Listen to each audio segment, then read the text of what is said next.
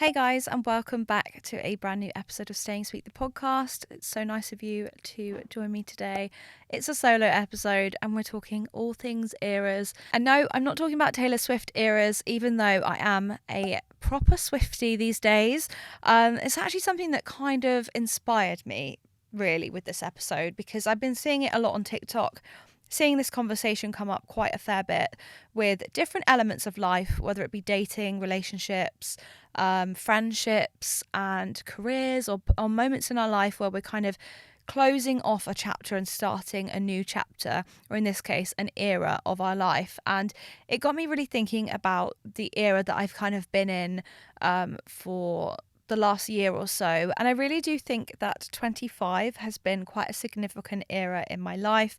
I feel like it was very pivotal for me. 25 kind of started out very emotional and I was very lost in myself, and I kind of lost my value in myself, and actually learning to pick up myself again, work out what it is that I wanted to achieve in my life, find, new elements to my career, grow my career, and also my personal life as well. And I think in being vulnerable today, we can kind of touch on it.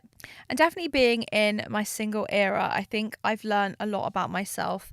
And yeah, it just kind of got me thinking about why sometimes we resist certain times in our life and actually don't take a minute to appreciate the moment that we're in and use it to our advantage, particularly when we're leveling up or we're having a moment in life that feels very slow and is a point in time where we really need to reflect. I feel like the age of 24 for me was met with a lot of resistance, because all I wanted to do was see success and reap rewards and reap reward for the effort that I was putting in, but nothing was coming through for me. And it was a very difficult time to kind of keep on going and keep the momentum and the motivation going when there was nothing really to show for the effort that I was putting into my life. And I realized now that point of my life was about sitting and being patient. And I absolutely cannot stand the phrase patience is a virtue, but my gosh, is it? And I think in my stubbornness and my reluctancy to kind of embrace patience, the lesson had to be learned. So it was coming up for me time and time again. And I think this episode today is for anybody out there who is listening and is feeling like they want to figure out what their era is. I feel like defining your era is a mixture of current circumstances, but also kind of motivating yourself and calculating, okay, what do I want next for myself? And I think there is a point in life where you can be in control of your era. You don't have to sit in an era forever, and you have to know that these times do not last forever, the good and the bad. So really it just got me thinking, and it got me thinking and comparing it to Taylor Swift eras, because the story arc of her albums are very clever, and there's moments in time where I've listened to her music and been very inspired to take action in a different way, whether it be the kind of Reputation kind of era that's very like not revenge driven, I don't want to use that word, but very me focused, self focused. And there's nothing wrong with that kind of taking back of the crown and being in control. Like, are you guys ready for it? And I know it seems a bit rogue of me to kind of be bringing up Taylor Swift references. I would never normally do this, but I just feel like so much of what I've been consuming on TikTok lately has led me to this topic today. So we're going to talk about it, and we're going to start with the question of the week. The question of the week, guys, is take a moment to think about where you are in your life right now. How can this chapter of your life be defined? And I think for me this year, 25, you could either kind of define the era by years or your age if you wanted to. I definitely think 25 for me has been the era of adventure. I think in the last year, as in 2023, I have never been more confident in my dating life. Like, it's actually wild. I never thought I could experience that level of growth and that level of comfort in being single and enjoying, meeting new people, flirting, dating, etc., and kind of using it to my advantage.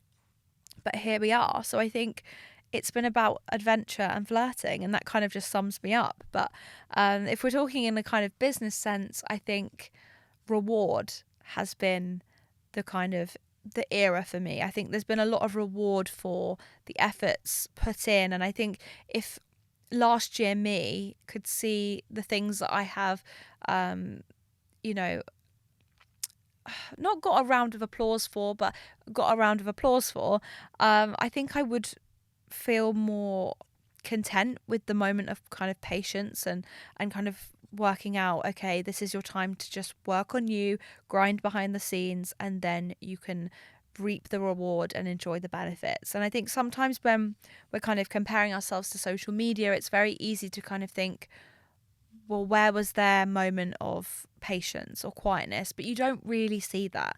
You never really see that truly behind the scenes unless someone is really, truly sharing everything and the pain, the highs, the lows. Some people do that great on social media, but it's not for everyone and it's not for the faint-hearted. And I think, having that level of privacy when you're going through a tough time is totally understandable and valid. And it's something that I had to do. And I think in being in the position that I am now and sharing that, yes, it was very tough for me last year, I think I'm kind of at that stage now in life where I'm okay talking about it. It doesn't resurface any emotion. It's empowering. And I think I wouldn't be here today kind of recording this podcast if I didn't have total low moments in my life where I couldn't see a direction and I couldn't see any success coming from what I was kind of working so hard for.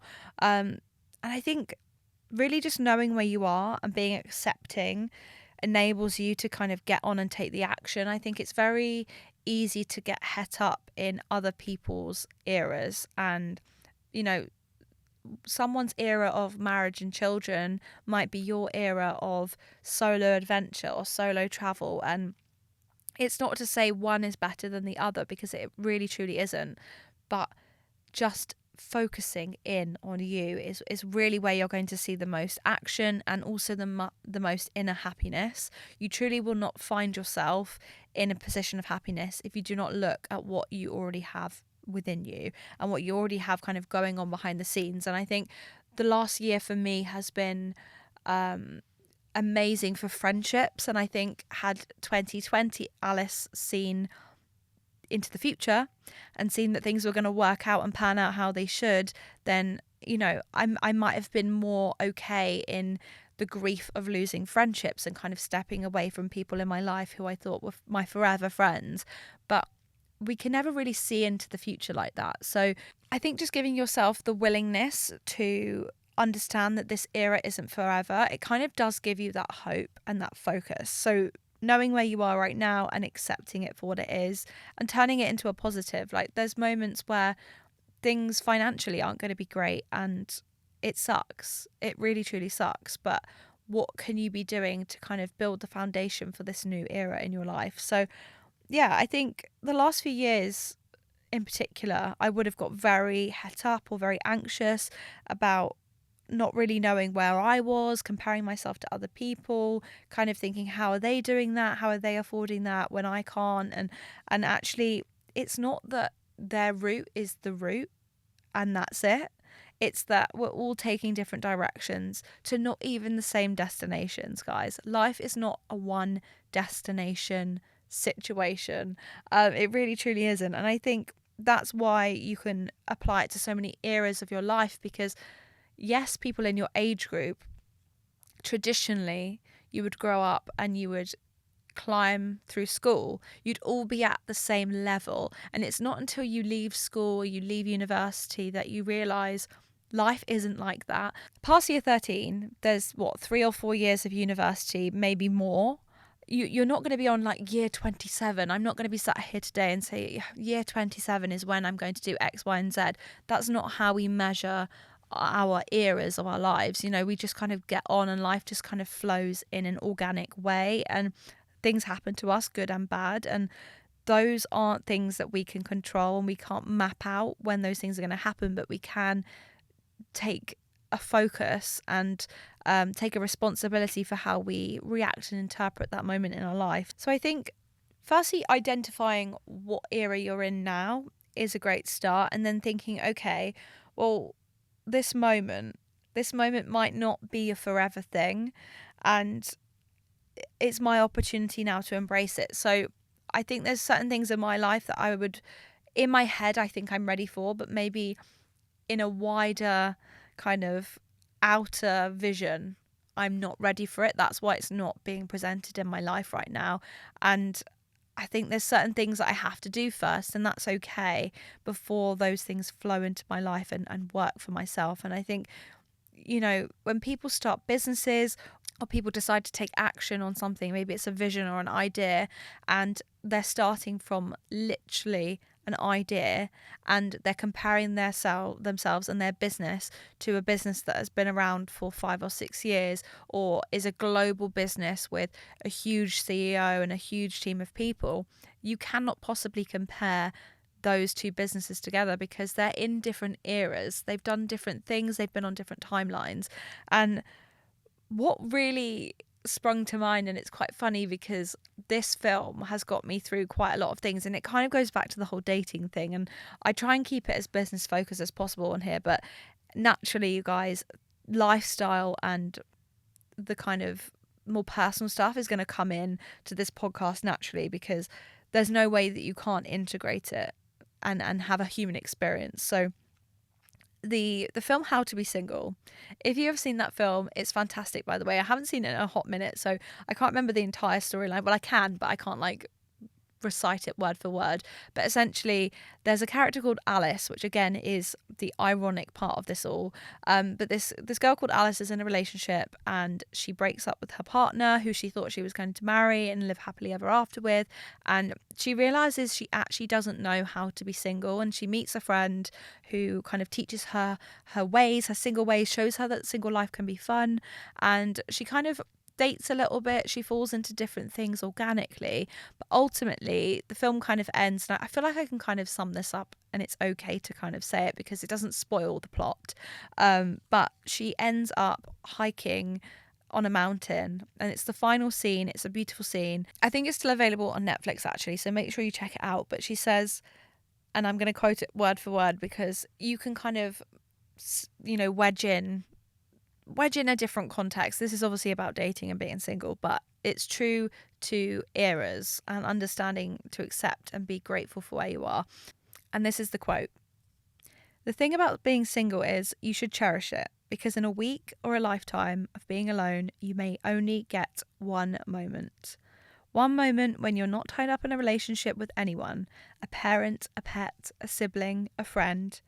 One moment when you stand on your own. Really, truly single. And then it's gone."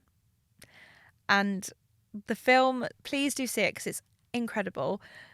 It just gives me chills every time. I remember the first time I saw the film and got to that point, and I was like, I can't believe it. I can't believe this film. I felt like this play about us, because the character's name was Alice. I found it all very bizarre, but Dakota Johnson's character was incredible. And kind of what I want to relay to you in is, don't take for granted these moments, because you might be single for a hot minute. You might have a secure job 1 minute and then be made redundant and have to find a different path or find a different job or start a business. You might have a small business with amazing customers and clients, and then one of your TikToks goes viral. Boom, you've got all these customers. And with customers and the growing in demand, you might not get the loyalty and the same relationships that you had when you were a small business. And it's all about cherishing and enjoying and savoring the sweetness that is the moment you're in, and just observing it and being aware. And I think awareness truly does bring you to the ground.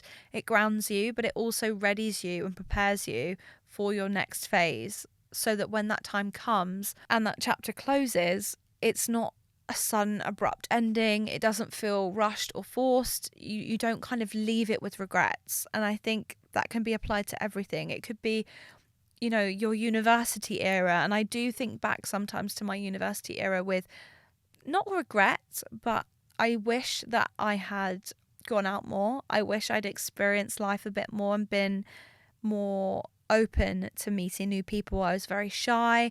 I was homesick. I felt quite isolated. I went home most weekends, and I think nobody really talks about that or normalizes that, but there's so many people that I know that have had not so great university experiences. I had a great university experience, but I didn't have what I thought was a university experience. And I think if Alice now was going to go to university, oh my goodness, I think I'd have a blast. I think it would be a totally different experience. I would have made even more friends. I think I would have gone to like all the social events, and that's why I really kind of want to kind of give you that kick up the bum. Try something out of your comfort zone, embrace the era that you're in, say yes to more opportunities, and just be in that era of acceptance. So I really want you guys to take this episode away with you, have a think on it, revisit that vision board of yours. Maybe you need to do a vision board on your era and kind of have your era, the name, the title, the buzzword for your era in the middle, and kind of find photos and images that kind of work for you and inspire you to fulfill that era of your life, the era you're in at this present moment, because it's important that you are accepting of it. And then I want you to kind of think about the future era, and that could be another vision board as well. I would love for you guys to also think about scripting and writing about this era and what it means to you in this chapter of your life. If you were going to write yourself an autobiography, you know, where would this be? Would this be in the middle of the book? Would this be at the start? Would this be, you know, a real key part of your life story? Tell me more about it. I want to know. And I think it's important that you know deep down. So thank you so much, guys, for tuning in and for listening to today's episode. It's been an absolute pleasure. I really, really hope you guys are enjoying the video aspect of the podcast as well. As always, please do give this podcast a rate and review. I would really appreciate it. It lets me know what you're liking and what you're enjoying.